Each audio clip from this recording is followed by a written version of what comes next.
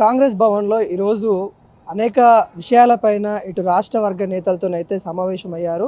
CM Revanth Reddy మరియు అధ్యక్షులు మహేష్ కుమార్ గౌడ్తోనైతే వీళ్ళైతే సమావేశం ఏర్పాటు చేసుకున్నారు. అసలు ఏం విషయాలు చర్చించారో తెలుసుకునే ప్రయత్నం చేద్దాం. Adilabad district Congress party incharge మరియు అధ్యక్షురాలు ఆత్రం సుగుణ గారు అయితే ఉన్నారు. మేడం నమస్తే మేడం, ఎటువంటి విషయాలు చర్చించారు, ఎటువంటి విషయాలు చెప్పాలనుకుంటారు? ముఖ్యంగా పేదల కొరకు ఏర్పడినటువంటి మహాత్మా గాంధీ పేదల ఉపాధి హామీ పథకం పైన ముఖ్యమైనటువంటి చర్చ జరిగింది. నిజంగా భారతదేశ స్వతంత్రం ఏర్పడ్డ తర్వాత ఈ భారతదేశంలో ఎస్సీ, ఎస్టీ, బీసీ, ఓబీసీ, మైనార్టీలు, సబ్బండ వర్గాలు నివసిస్తున్నటువంటి ఈ దేశంలో చాలామంది నిరుపేదలు ఉన్నటువంటి ఈ భారతదేశంలో నిరుపేదలు కూడు గూడు నీడ తప్పకుండా ఉండాలనేటువంటి ఒక గొప్ప లక్ష్యం పెట్టుకుంది ఆనాడు కాంగ్రెస్ పార్టీ.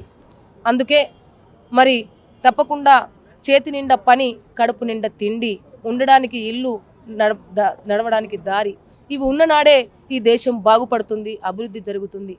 అట్టడుగు వర్గాల వాళ్ళు ఎప్పుడైతే అభివృద్ధి జరుగుతుందో ఈ దేశం బాగుపడుతుందనేటువంటి ఒక గొప్ప లక్ష్యం పెట్టుకుంది కాంగ్రెస్ ప్రభుత్వం అప్పుడు. అందుకనే మరి ఉపాధి హామీ పథకం మహాత్మా గాంధీ పేరు మీద ఆనాడు జాతిపిత దేశానికి ఎంతో త్యాగం చేసి ప్రాణాన్ని కూడా త్యాగం చేసినటువంటి గొప్ప మహనీయులు మహాత్మా గాంధీ పేరు మీద మరి ఉపాధి హామీ పథకం తీసుకురావడం, మరి ఇన్ని రోజుల దాకా మరి ఉపాధి హామీ పొంది ఎంతోమంది పేద కుటుంబాలు మరి కడుపు నిండా తిండి తిన్న రోజులు. మరి ఇప్పుడు బీజేపీ కేంద్ర ప్రభుత్వం మరి ఈరోజు కుట్ర పన్ని పేదల పొట్టను కొట్టి పేదలను కడుపు నింపేటువంటి ఉపాధి హామీ పథకాన్ని తొలగించాలనేసి పెద్ద కుట్ర.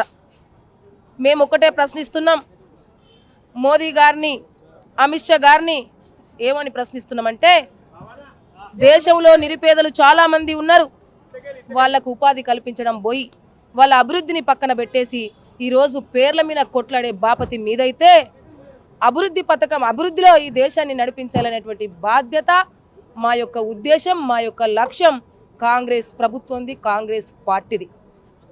ఈ ఉపాధి హామీ పథకం పైన ఒకవేళ గాంధీ గారు పేరు తొలగించి చేస్తానంటే రాష్ట్ర వ్యాప్తంగా తప్పకుండా ధర్నాలు, రాస్తా రోకోలు, గడప గడపన, గూడాన, పల్లెల్లో తప్పకుండా నిరసన కార్యక్రమాలు చేపట్టి గాంధీ గారి పేరునే నియమించాలి, మళ్ళీ పునరుద్ధరణ చేయాలనేసి పెద్ద ఎత్తున మేము ధర్నాలు, ర్యాలీలు చేయడానికి సిద్ధంగా ఉన్నాం. రైతులకి మేలు చేసే విధంగా రైతు కూలీలకు ఇప్పుడు చాలా ఇబ్బంది అవుతా ఉంది. వాటిల్లో కూడా ఏదైతే ఈ పనులు కూడా ఉపాధి హామీ పనులు ఏవైతే ఉన్నాయో దాంట్లో కూడా ఇంప్లిమెంట్ అయ్యే విధంగా చేస్తూ ఉన్నామని కూడా వాళ్ళు గర్వంగా చెప్తా ఉన్నారు కదా, ఎట్లా చూడొచ్చు? అది తప్పు. గతంలో రాష్ట్ర ప్రభుత్వాలు ఈ 25% అయితే కేంద్ర ప్రభుత్వాలు 75% నిధులు కేటాయించి ఉపాధి హామీ పథకాన్ని 100 రోజులు 365 రోజుల్లో ఏ పని చేయాలంటే ఆ పని పేదలకు అందించేటువంటిది. ఇప్పుడు పూర్తిగా 25% వాళ్ళట, రాష్ట్ర ప్రభుత్వం 75% కేటాయించాలట. 100 రోజుల నుంచి 75 రోజులు కుదించినటువంటి కేంద్ర ప్రభుత్వాన్ని మేము వ్యతిరేకిస్తున్నాం. ఈ ఉపాధి హామీ పథకాన్ని గతంలో మా కాంగ్రెస్ గవర్నమెంట్ ఏ విధంగా అయితే దీనికి చట్టాన్ని తీసుకొచ్చిందో ఆ చట్టం ప్రకారమే ఇక్కడ అమలు కావాలనేసి మేము గట్టి ఒక నమ్మకంతో ఉన్నాం. గట్టిగా ప్రయత్నం కూడా చేస్తాం. కేంద్ర ప్రభుత్వాన్ని యొక్క తల దించడానికే మేము అందరం కృషి చేస్తున్నాం.